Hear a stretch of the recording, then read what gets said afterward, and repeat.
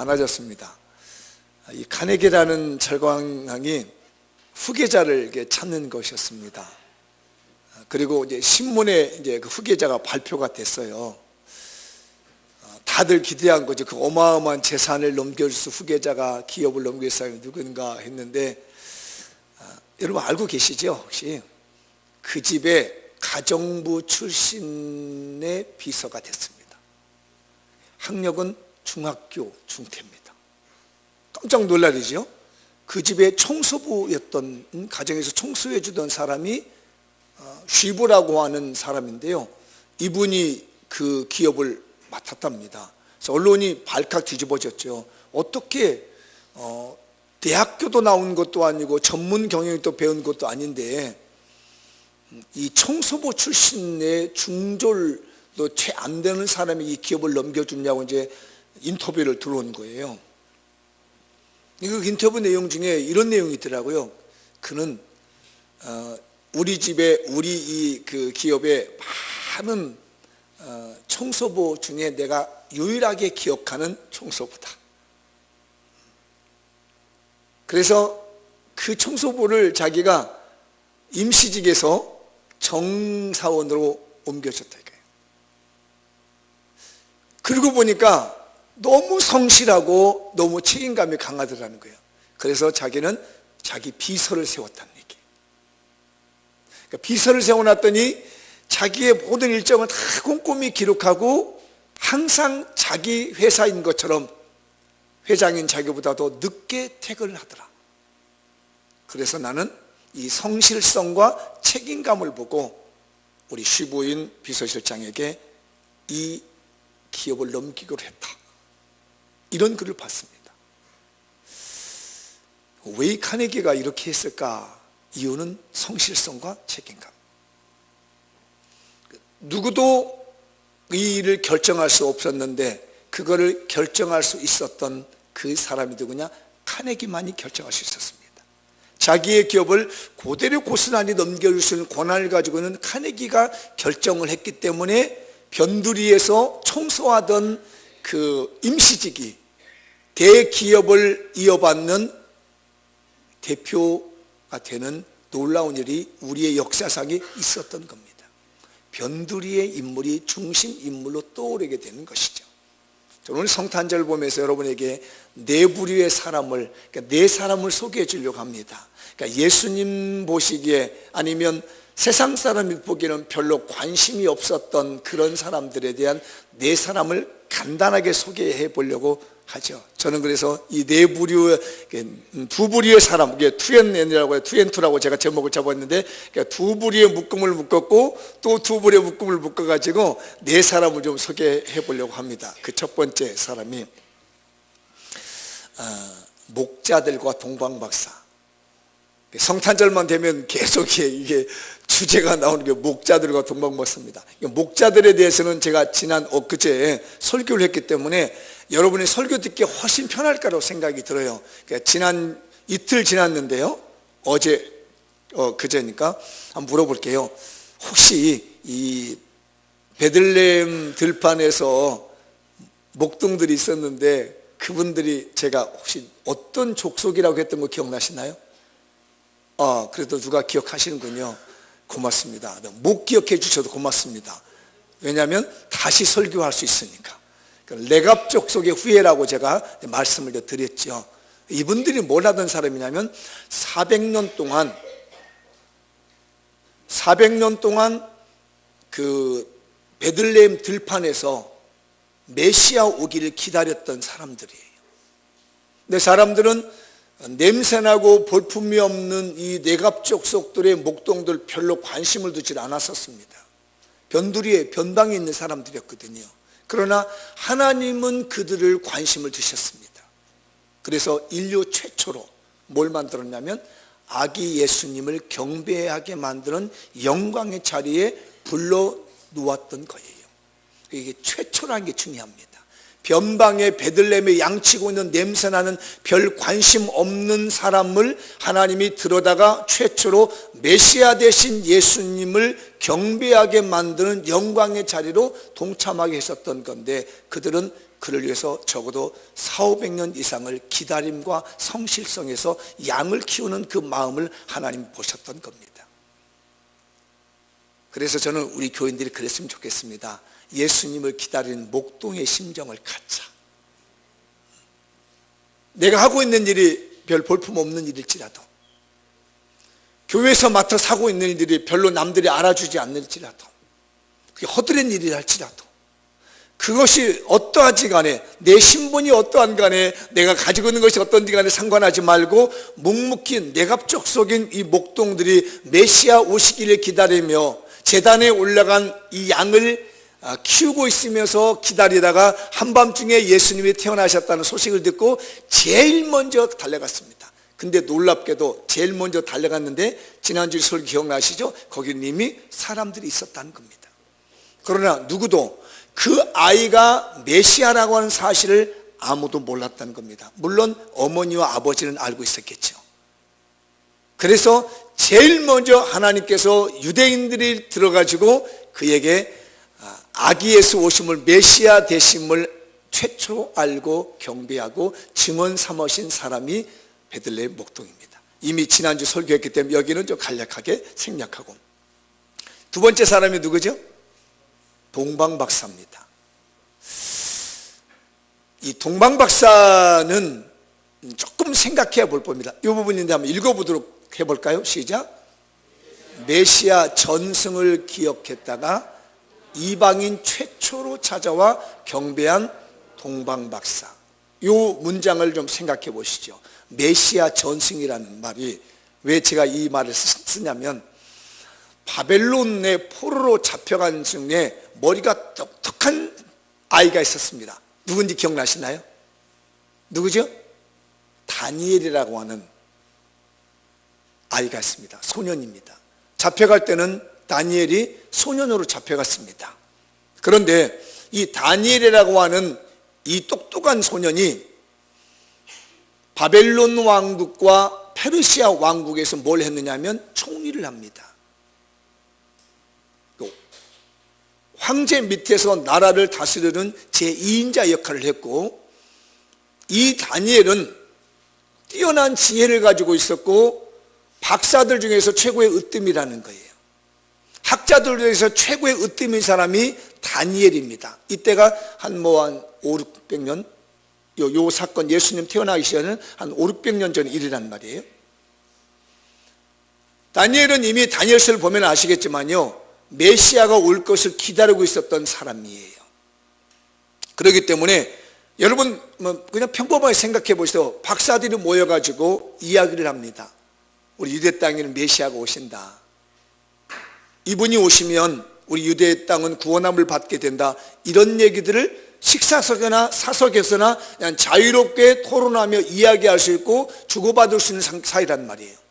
그러니까 박사들, 동방에 있는, 여기는 이제 페르시아니까 이전에는 이제 바벨론이죠. 바벨론과 페르시아에 있는 박사들은 적어도 전승적으로 뭘 생각하냐면, 유대 땅에 메시아라고 하는 거대한 왕이 태어난다 하더라 라고 하는 것이 전승적으로 이 박사들의 그 부류에서는 흘러가기 시작한 거예요. 이해되셨나요?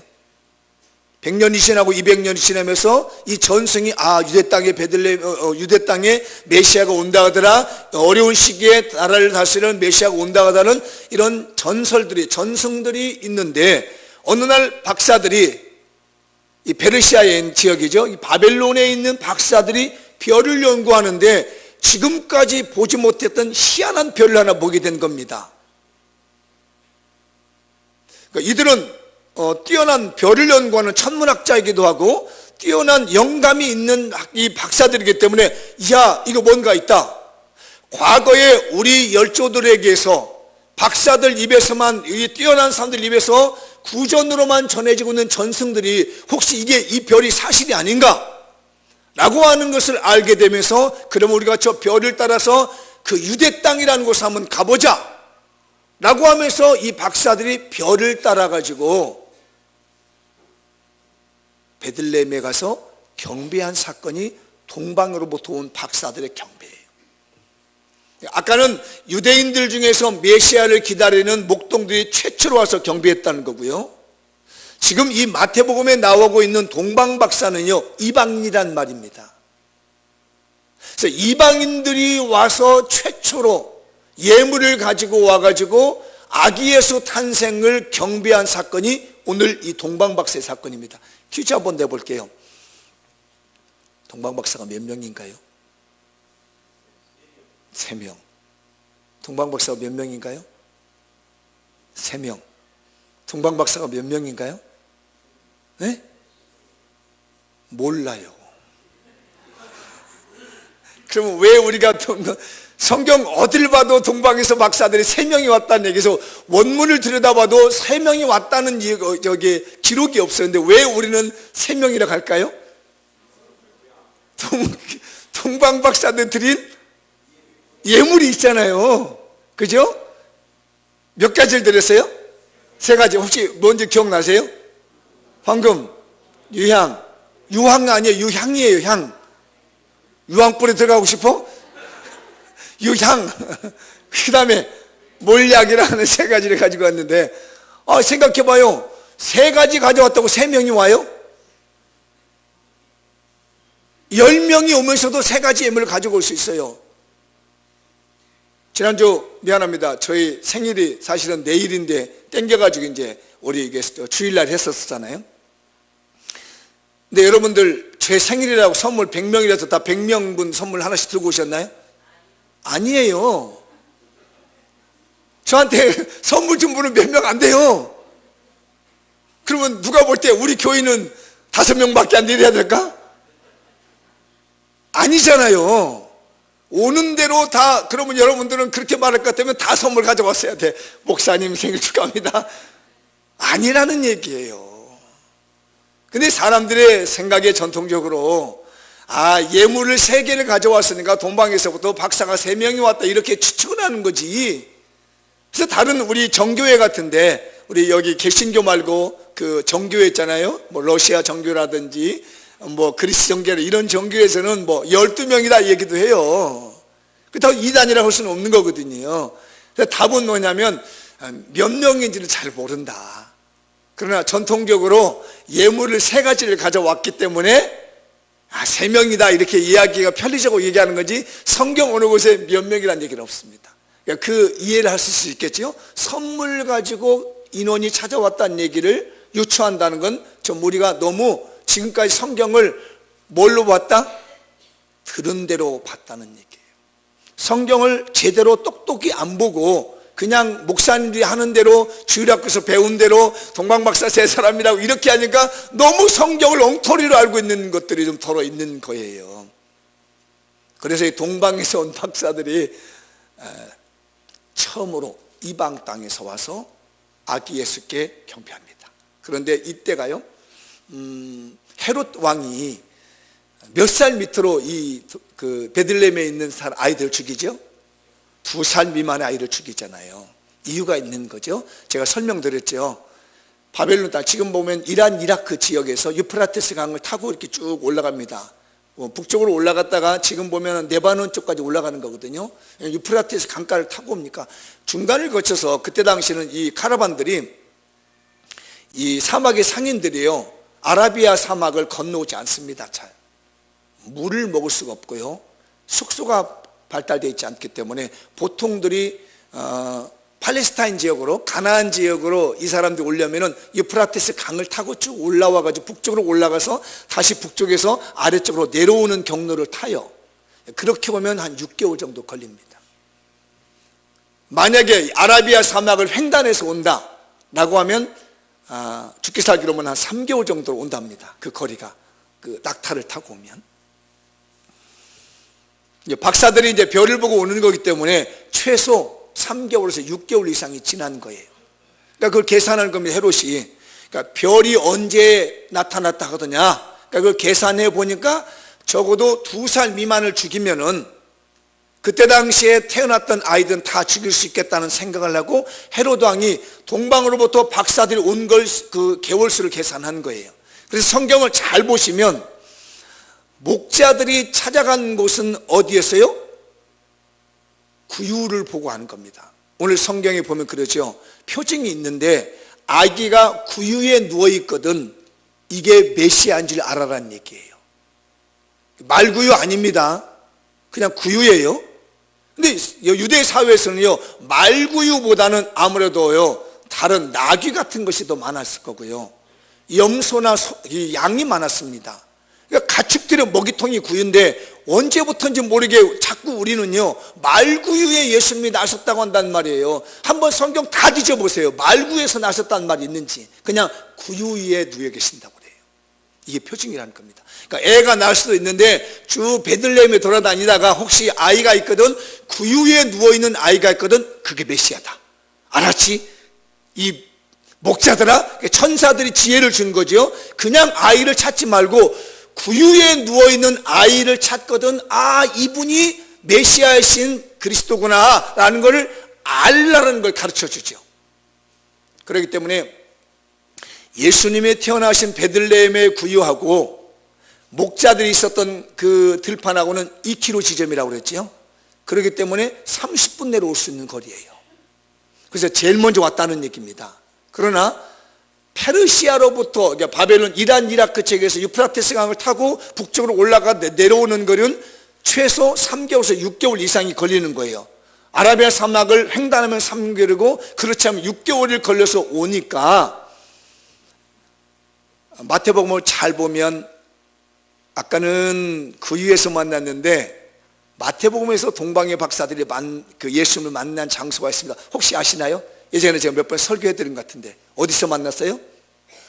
집에 들어가, 이렇게 말합니다. 그러니까 그 구유에 누워 계셨다가 이제 출산해서 8일 만에 할례를 받으시고 이제 그 자리에 계속 있는 게 아니에요. 옮겨서 어느 집에 옮겨진 거예요. 출산했기 때문에 바로 본래 땅으로 가지 않고요, 거기서 머물러 있는 겁니다. 몸조리 해야 되잖아요.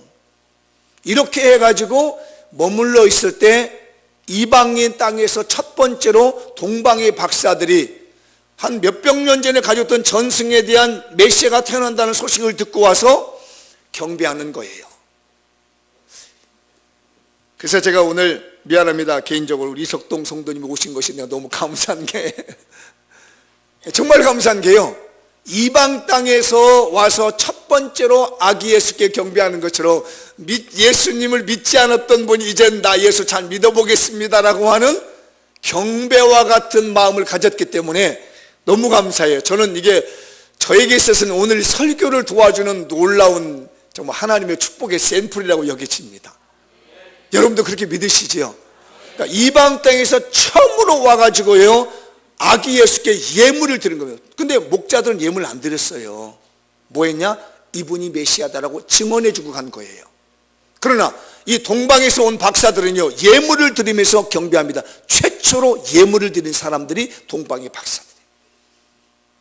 여러분들이 그 은혜로 사시는 오늘 성탄절 되시기 바랍니다. 이방 땅에서 처음으로 와서 경배하며 예물을 드리더란 얘기예요. 이게 예수님 탄생 당시에 있었던 부류입니다. 탄생 때 찾아온 두 사람이 바로 이 사람이에요.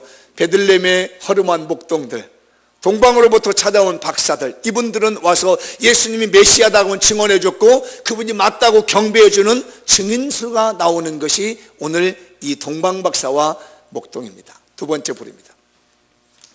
시몬과 안나, 우리가 본문에 읽었던 내용입니다. 시몬과 안나인데요, 레위기 법에 보면 이렇게 합니다. 남자아이가 태어나면 40일 동안을 산후조리를 하고 40일째가 지나면 성전에 가서 정결 예식을 합니다. 여자아이가 태어나면 80일 동안을 산후조리를 하고 그 여자아이를 데리고 가서 예루살렘 성전에서 정결 예식을 합니다. 2배나 길어요. 남자아이는 40일, 여자아이는 80일. 그 정결 의식을 할 때 뭘 하느냐? 양 한 마리를 가지고 갑니다. 그리고 비둘기 한 마리를 가져갑니다. 집비둘기 새끼든지 아니면 산비둘기 한 마리를 가지고 가서 하나님께 제사를 드리는데, 양은 아이를 주셔서 너무 감사합니다라는 마음으로 번제로 드리는 제물이에요. 집비둘기 새끼나 산비둘기는 잡아다가 우리 이제 출산하게 되면 여성들 몸에서 이제 분비물들이 나오잖아요. 성경은요, 몸에서 분비물이 나오는 모든 것을 부정하다고 합니다. 몸 안에 있을 때는 부정하지 않는데 밖으로 나오게 되면 부정하다고 얘기를 해요. 그래서 출산하면서 나온 이 모든 분비물들로 인해서 이 여인이 부정해졌으니까 이 부정한 것을 속죄하는 의미로 집비둘기 새끼나 산비둘기를 속죄제로 드리는 거예요. 그래서 예수님도 유대인이잖아요. 그러니까 40일이 되어가지고 베들레헴에 지금 베들레헴의 구유에 계셨다가 자리 옮기셔서 40일째가 되니까 베들레헴으로부터 예루살렘으로 오신 거예요. 오늘 본문 말씀이 40일째가 돼서 왔는데 성경은 뭐라고 하냐면 제물을 가지고 가는 것이 약간 다릅니다. 분명히 양 한 마리하고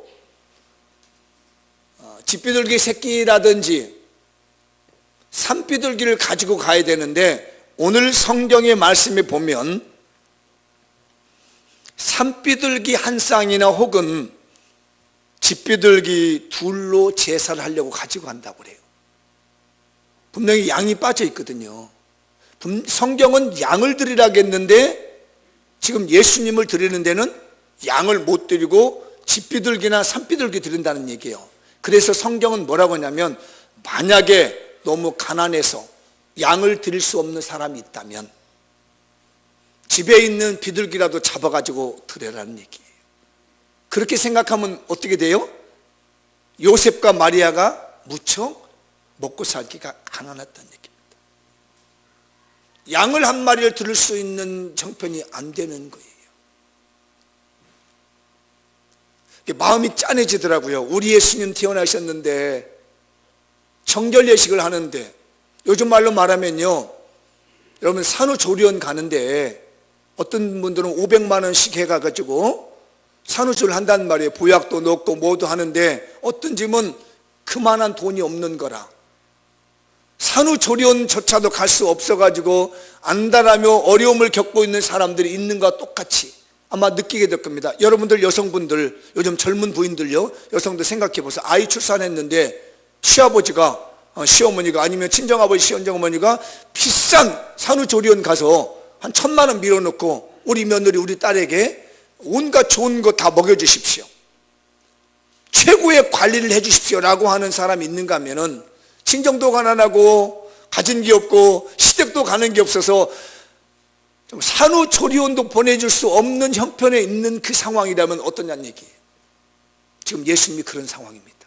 양 한 마리를, 그 부모님이 양 한 마리를 잡아가지고 감사하다고는 번제를 드릴 수 있는 형편이 안 되니까 집에서 비둘기 잡아가지고 온 거예요. 집에서 키우고 있는 비둘기 한 마리, 두 마리 잡아가지고 한 마리는 하나님 이 예수님 태어나게 해주셔서 고맙습니다. 엄마가 지금 아빠가 드리는 거예요. 한 마리는 내가 이 아이를 낳으면서 분비물이 몸에서 나왔는데 정결케 해주십시오 하면서 비둘기 한 마리 속죄제로 드리는 겁니다. 그게 우리 예수님이에요. 그렇게 하려고 정말 초라한 모습으로 찾아온 겁니다. 예루살렘 성으로요. 정말 볼품없는 모습으로 찾아온 거예요. 그 모습을 보고 시므온이라는 사람이 깜짝 놀란 겁니다. 사람들이 보기에는요, 정말 볼품없고 양 한 마리 들 수 없는 가난한 촌부, 제대로 먹을 것 하나 번번이 없는 가난하고 가난한 부모가 아들 낳았다고 40일째 데리고 와서 하나님께 정결 예식 드리겠다고 하면서 율법에 따라서 비둘기 한 마리 잡아가지고 와서 제사장님 우리 아이 태어났습니다, 고맙습니다, 내가 드릴 게 없어서 그냥 비둘기 한 마리 우리 집에서 잡아져 왔는데 받아주세요. 내가 우리 아이가 태어나서 너무 귀한 아들이 태어났는데 먹을 거 없어서 우리 집에서 비둘기 잡아왔으니 이걸로 우리 아내 속죄 좀 해주세요. 그리고 드리고 있는데요, 성전 문 앞에서 이 시므온이라고 나이 많은 분이 뭘 기다리고 있었냐면 메시아 오기를 기다리고 있는 겁니다. 그래서 이 시므온이 죽고 싶은데 못 죽는 거라요. 하나님이 성령을 통해서 뭐라 하냐면 너는 메시아가 오는 걸 보고 죽으리라. 그래서 나이가 많아서 죽고 싶어도 죽지 못하고, 저는 그래서 우리 나이 드신 분들 그랬으면 좋겠어요. 하나님께 비전을 받고, 노인들은 꿈을 꿀 것이라 그러잖아요. 하나님이 비전을 받고 하나님의 영에 이끌려 사는 거예요. 시므온이 나이가 많아가지고 하나님의 영에 이끌려가지고요 기다리고 있는 겁니다. 이제 오려나 저제 오려나. 그런데 어디 허름한 부부가 말이에요, 비둘기 2마리 들고 오는 겁니다, 제사장에게. 그런데 이 시므온의 눈에 보이는 것은 허름한 나이가 아닌 거예요. 허름한 부모가 아닌 겁니다. 온 인류를 구원하는, 이방이 빛이 되며 온 백성을 구원하는 아이를 안고 온다는 말이에요. 마음이 뒤집어진 것이요. 남들 보기에는 초라하고 먹을 것이 없고 가진 것이 없다고 생각했는데 시므온의 눈에는 하나님의 영안 열리고 성령이 그에게 임한 거 보니까 놀라운 일이 일어나다는 얘기입니다. 저는 우리 교인들이 그랬으면 좋겠어요. 남들 보기는 별 볼품 없는 것 같을지라도, 우리 장미연 교회가 남들 보기는 별것 아닌 것 같을지라도 영안이 열려서 보고 하나님의 사람이 와서 볼 때는 놀랍고 위대한 사람이 될 줄 믿고 교회가 될 줄 믿습니다. 옆 사람에게 그렇게 이야기하시죠. 당신은 위대한 분입니다. 변두리에서 관심이 없는 사람들이었는데요 놀라운 인물이 보이신 거예요. 그래서요 이 시므온이 최초로 뭘 했느냐면 아이를 안고요 찬양하며 축복해 줍니다. 아기 예수님을요 최초로 품에 안고 찬양하며 축복해 준 사람이 누구냐면 시므온이에요. 그래서 저도요 이 성경을 보다가 깨달은 바가 있어서요, 우리 교회에 출산해가지고 교회에 맨 처음에 오면 제가 안고 찬양하고 기도해 준 이유가 거기 있습니다. 제가 거기서 배운 거거든요. 아, 이렇게 하는구나. 정결례를 40일째, 남자아이가 40일째 정결 예식을 하고 여자아이면 80일째 하는데, 그때 예수님이 왔을 때 시므온이 이 아기 예수를 끌어안고 찬양하며 그 영광을 돌리고, 오늘 28절 그랬잖아요. 하나님을 찬송하며 축복하는 걸 보고 여러분들 자녀 나거든 꼭 그렇게 강단에 와서 담임 목사님에게 끌어안고 찬양하고 축복기도 받기를 바랍니다. 지나가 버리면 손주하면 돼. 나는 어떡하냐, 지나가 버렸는데 손주 나가지고 데려오면 돼요. 그래서 성경에서 최초로 예수님을 품에 안고 찬송하며 축복했던 인물이 시므온이에요. 오늘 또 여러분들도 아기 예수님 품에 안고 주님 찬양하며 세상을 축복하는 영적 시므온이 되시기 바랍니다. 그 다음에 이제 안나라고 하는 여인입니다. 이 여인은요 여인으로서 최초로 예수님을 증언한 사람입니다. 지금까지는 아까 목동들도 남자예요, 동방박사들도 남자예요, 시므온도 남자입니다. 그런데 안나는 여자입니다. 성경에 보면은 이분이 결혼해가지고 7년 남편하고 살다가 혼자 사셨대요. 그러니까 남편이 이혼한 게 아니고요 남편과 사별한 겁니다. 7년 만에 남편을 잃었어요. 그리고 84세가 되었습니다. 보통 유대인들은요 결혼을 일찍 했답니다. 우리나라도 옛날에 일찍 했죠. 15에서 17살 정도 결혼을 한답니다. 이 유대 땅에서. 그러면 제가 계산하기 좋게끔 이렇게 계산해 봤습니다. 17살에 결혼해가지고 7년을 살면 몇 살? 24살. 24살에 혼자 됐어요. 그럼 84세면 몇 년 동안 혼자 사신 거예요? 60년을 혼자 산 겁니다. 이건 제가 가설을 하는 거예요. 그때 당시에 문화를 계산하는 건데 이것도 잘못 이해하고 있으면 안 돼요. 그냥 그 당시에 문화적으로 볼 때 15에서 17살 정도 결혼을 하니까, 제가 추측하는 것이 그냥 터무니없는 얘기가 아니고 성경 학자들의 추론이기도 해요. 근데 여러분들도 잘못 알고 이 설교 잘못 전달 받아가지고 동방박사 세 사람이라든지 예수님이 말국에 누워있다 이런 식으로 이해하지 말아달라는 얘기예요. 조심스러운 거예요.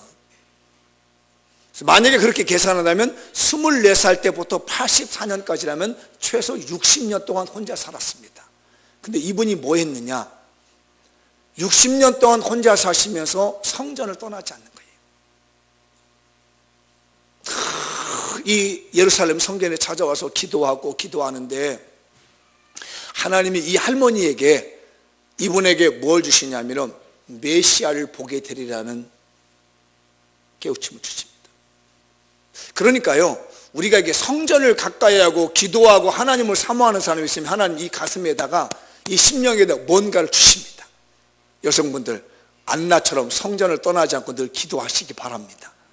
우리 성도들 성전을 떠나지 않고 늘 가까이며 기도하는 은혜가 있길 바랍니다. 그러면 제가 우리 집에서 교육하는 게 있습니다. 우리 아이들에게 어디 가서 떳떳하게 얘기하더라고요. 뭐라고 하냐면 집안에서 여러분도 몇 번 이제 들으셨죠? 집안에서 아버지는 제사장이다. 집안에서 어머니는 선지자다. 집안에서 아이들은 섬기는 왕이다. 이걸 심어주고 있습니다. 여러분들도 한번 기도해 보시고 가정에 한번 삼아보세요.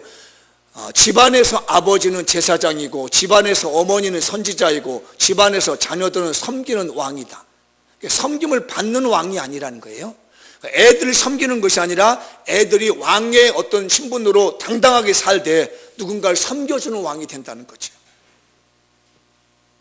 그런 것처럼 오늘 안나도 말이에요. 기도하는 안나인 것처럼 엄마들이 성전 떠나지 말고 기도하십시오. 아멘. 아버지는요, 제사장의 역할을 잘 지키며 성결하게 거룩하게 살아가면 됩니다. 그 안에서 아이들은 섬기는 왕으로 살아가게 돼요. 어디가 이제 기죽지 않습니다. 당당합니다. 뭘 맡겨놔도 자신감이 있습니다. 왜? 제사장적인 마음을 가지고는 아버지가 지도해주고 미래를 예견하며 미래를 내다볼 수 있는 안목을 가진 영적으로 민감한 엄마가 지도해주는데 두 벽을 쌓아주니까 이 아이들이 그 안에서 얼마나 단단하고 든든하게 살아가는지 모르는 거예요. 우리가 그런 최초의 사람이 됐으면 좋겠습니다. 한번 그 세 가지 얘기를 옆 사람에게 얘기해 보시래요. 집에서 아버지는 제사장이고 어머니는 선지자이고 자녀들은 섬기는 왕입니다. 시작.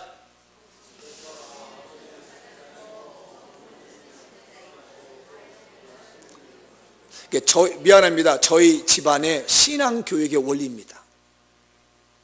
저희 아들을 지금까지 저희 아내와 저희 아이들과 저희 가정을 지금까지 한 30년 동안 유지해왔던 힘이 뭐냐? 그거예요. 아버지는 제사장이다.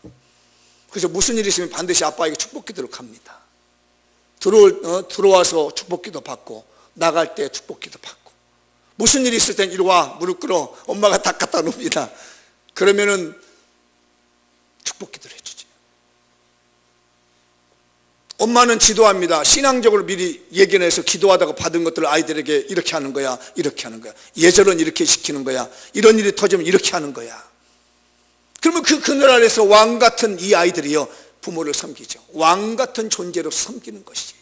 안나가 성전을 떠나지 아니하고 예견했습니다. 뭘 예견했어요? 메시아가 온다. 미리 예견한 이게 성경에 그냥 기록된 게 아니라 현실이라는 말이에요. 그리고 더욱이 저는 30년 동안 그 말씀을 붙들고 시행해보고 난 다음에 이제 서서히 제가 속을 드러냅니다.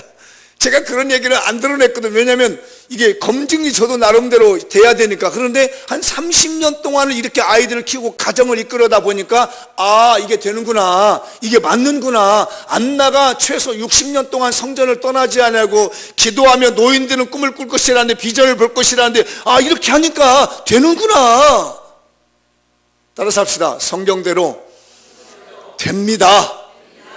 제발 여러분 지금 쪽 믿음으로 오신 분들 빨리 모시고 오세요. 빨리. 남편 아직 예수 안 믿는 분 빨리 모시고 오세요. 제사장이 지금 부재하고 있어요. 제사장 자리가 비어있단 말이에요. 그러면 홀로 사시는 분은 어떠냐? 그냥 두 분이 그냥 다 본인이 역할 다 하면 돼요. 혼자 사시는 분은 새 남편 얻어라고 하는 얘기 아니니까 걱정하지 말고, 내가 그냥 제사장 역할도 하는 거고, 한 손은 제사장 손, 한 손은 선지자 손. 그럼 놓고 기도해 주는 거. 엄마가 기도해. 엄마가 기도해 줄게. 머리 이렇게 내밀어. 다른 사람에게 안수할 수는 없지만은 내 자녀는 안수할 수 있거든요. 이리 와. 엄마가 기도해 줄게. 기도해라. 이 기도는 제사장의 축복권이다. 엄마에게 하나님이 이 가정을 이끌어가도록 제사장의 특권을 준 거야. 내가 너 기도해 줄게요. 그리고 받은 바 은혜를 엄마가 미래적으로 예언해주고 가르쳐주고 지시해주는 거예요. 지내보니까 신기하더라고요. 그 아빠의 제사장권을 가지고 하는 축복 기도가 아이들에게 얼마나 힘을 주는지, 엄마의 그 기도하는 그 말 한마디 한마디에요 아이들이 얼마나 힘있게 살아가고 예견적으로 살아가는지 놀라운 일이더라고요. 안나가 최소 60년 동안을 성전에서 떠나지 않고 기도하다가 아기 예수 오신 것을 미리 증언하는 최초의 여인 증거자가 되는 것처럼 우리 교인들도 그런 사람들이 됐으면 합니다. 최초의 여인으로서 증거자.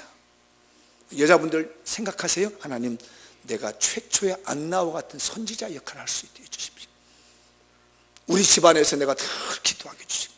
그래서 여기는 할머니들이 참 중요합니다. 밥 먹고 앉아서 기도만 하면 돼요. 누구를 위해서? 자손들을 위해서. 새벽기도 나오셔가지고요 기도하는 게 정말 중요합니다. 저는요 제일 자손을 사랑하는 사람이 누구냐? 새벽기도에 나와서 기도하는 사람이라. 그리고는 저는요 사탕발림이라고 얘기합니다.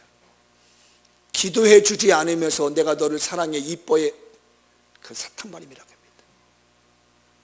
기도해 주는 엄마, 기도해 주는 할머니, 기도해 주는 할아버지가 진짜 그 손주를 사랑하는 것이고, 용돈 주는 거, 좋은 옷 입혀준 거, 장난감 사주는 것보다 더 깊이 사랑하는 건 새벽기도 나와서 성전에서 떠나지 않고 기도하는 그 할머니, 그 할아버지, 그 엄마의 사랑이 더 지대하다는 거예요.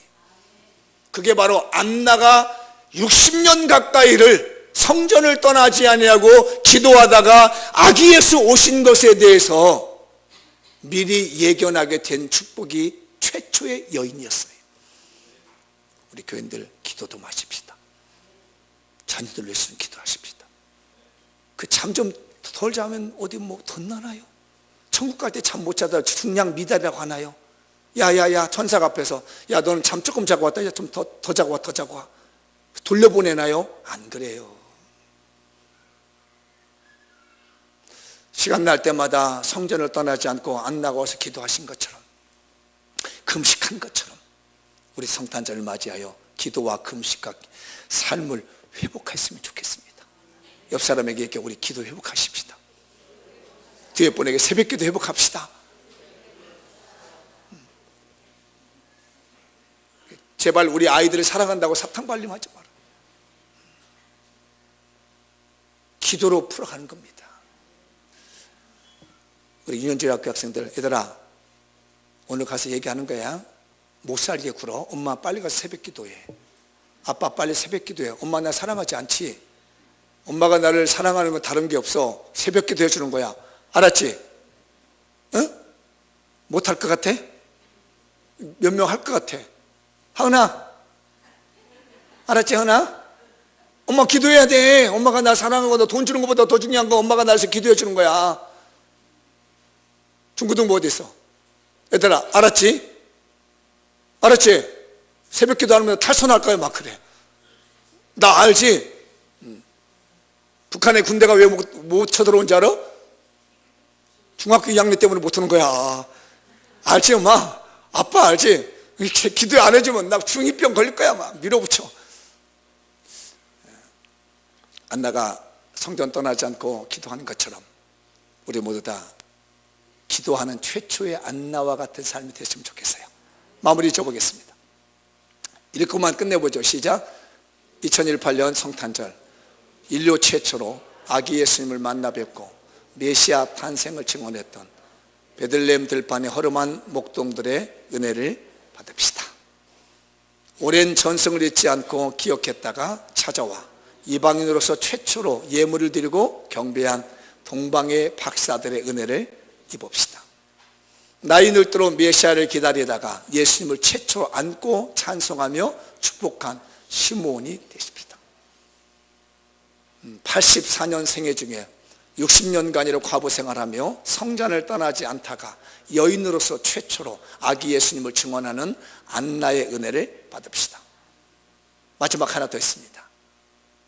시작. 2018년 성탄절 주님께 변두리 인생이 가장 중심적인 인물로 전환되는 은혜로 보냅시다. 예전에는 다 이렇게 변두리 인생이었지만 이번 성탄절을 지나면서는 내 인생이 중심에 서는 것. 베들레헴 목동이 변두리에 있었고, 과부로 60년을 사는 안나가 변두리에 있었고, 나이 늙어서 아무도 안아주는 이 시므온이 변두리에 있었습니다. 저 이방 땅, 하나님을 알지 못하는 저 이방 나라에 변두리에 있던 사람들이 예수님이 탄생하시고 예수님께 경배함으로 가장 중심 인물로 떠올라서 2000년이 지나도록 이 사람들의 행적과 이 사람들의 신앙을 우리가 말하게 되는 것처럼 우리 모든 교인들이 이제 변두리에서 벗어나서 중심 인물이 되는 축복이 이번 성탄절 이후부터 나타나기를 주의 이름으로 축복합니다. 기도하겠습니다. 우리 다 같이 자리에 일어나셔서 오늘 말씀 붙들고